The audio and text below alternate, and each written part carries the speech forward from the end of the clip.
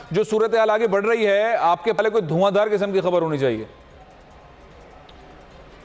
जी फैसल साहब, पाकिस्तान में एक नई सूरत हाल पैदा हो रही है। वो ये है कि शरीफ ख़ानदान के गिर्द घेरा तंग हो रहा है और उनके पास कोई रास्ता नहीं रहा तसादुम और टकराव के अलावा। मैं समझता हूँ कि एक नई सिचुएशन इमर्ज हो रही है पाकिस्तान में। पहले एक रिपोर्ट देखते हैं, उस पर बात करते हैं।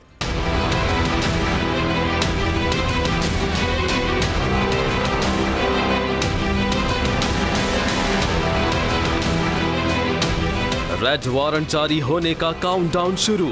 शरीफ खानदान का इदारों से खुल्लम खुल्ला तसादुम।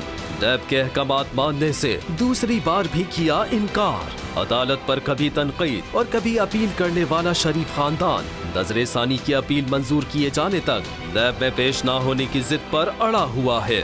डीजी नैब शहजाद सलीम की सरबराही में 6 रुकनी टीम नैब लाहौर में शरीफ फैमिली के इंतजार में बैठी।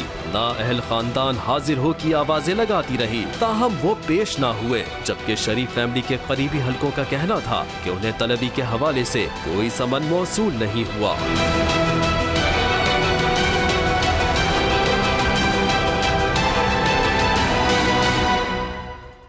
आपको क्या लग रहा है कि ये सूरत हाल किस तरफ जाके? सर, शरीफ फैमिली, नून लीग इस वक्त पाकिस्तान का सबसे बड़ा खरबूजा है और वो जिस तरह से भी करेंगे उन्हें गिरना छुरी के ऊपर है।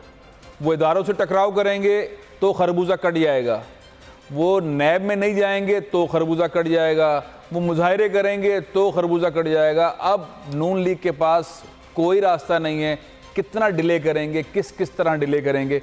कौम इंतज़ार कर रही है इस खरबूजे को खाया जाए जो पाकिस्तान की कौम की लूटी हुई दौलत से बना है, पैदा हुआ है।